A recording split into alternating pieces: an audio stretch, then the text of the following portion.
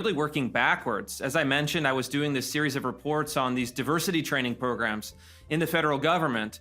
And once you look at enough of these documents, they're all the same. They recycle the same 10 set of concepts or so. And so I said, where does this come from? What is the origin of this theory?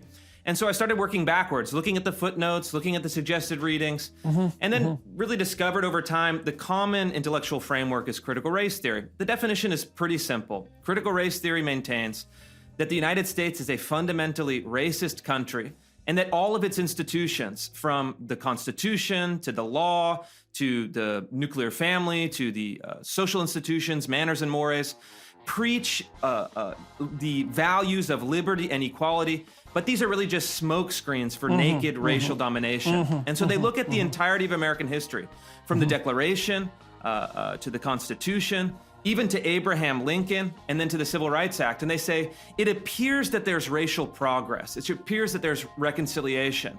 But that's an illusion. Actually, it's just that power has become more sophisticated, more subtle, and more insidious.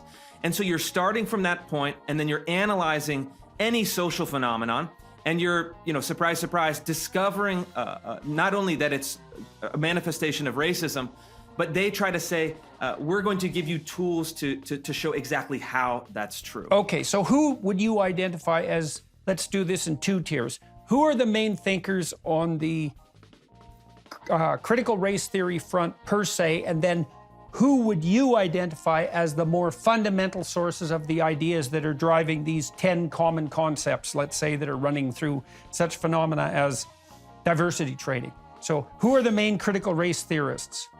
Sure. So the critical race theory, the godfather of critical race theory, was a black Harvard law professor named Derek Bell, who was hired as the first full-time black law professor at Harvard in the late 1960s.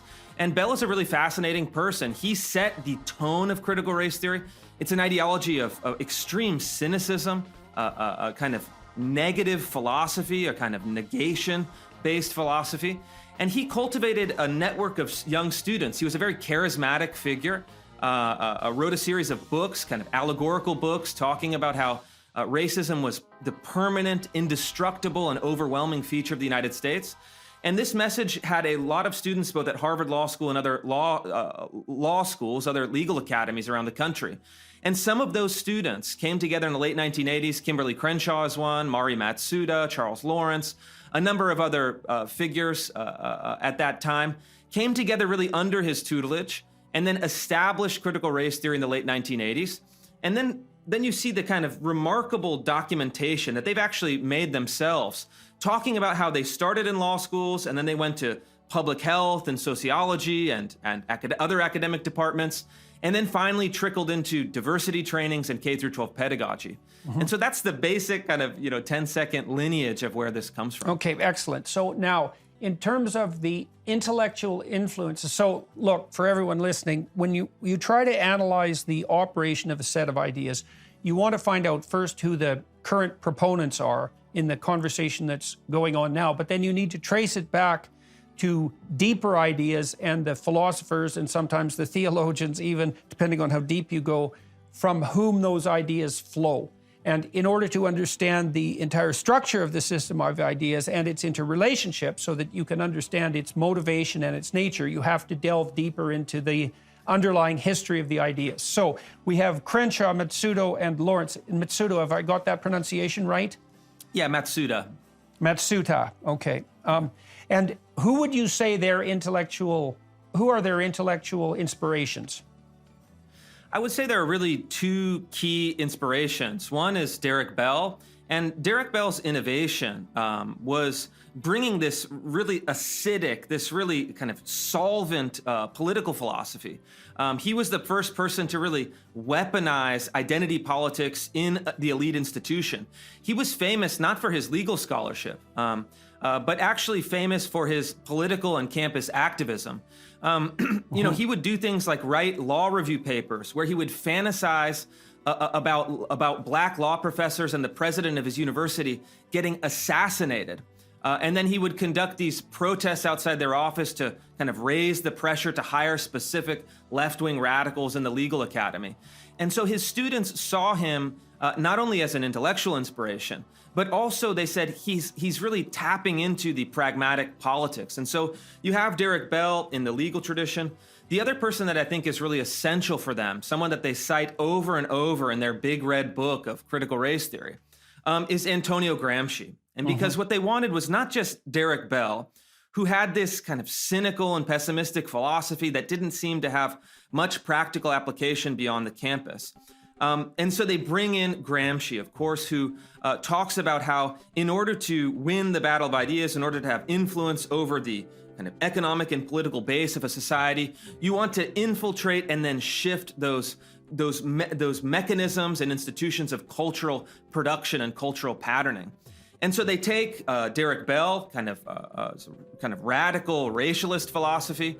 They take his identity politics and office politics, and then they graft onto it this kind of Marxian or Gramscian anthropology, and then also the Gramscian tactic of trying to then gain influence by getting into corporations, into schools, into other parts of the academy.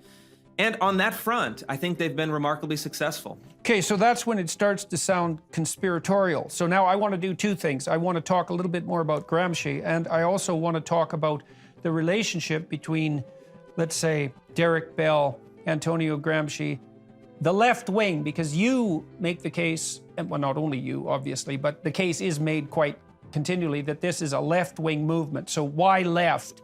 And who are the influences on that front?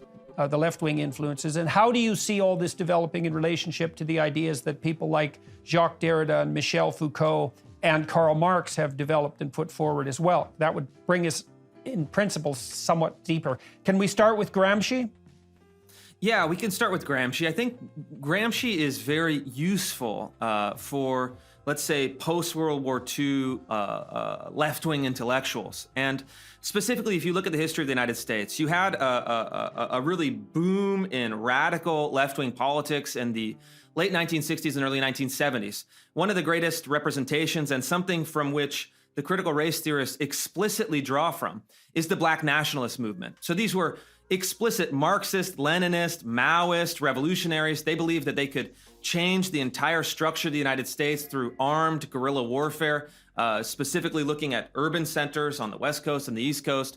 And this, of course, spectacularly crashed and burned.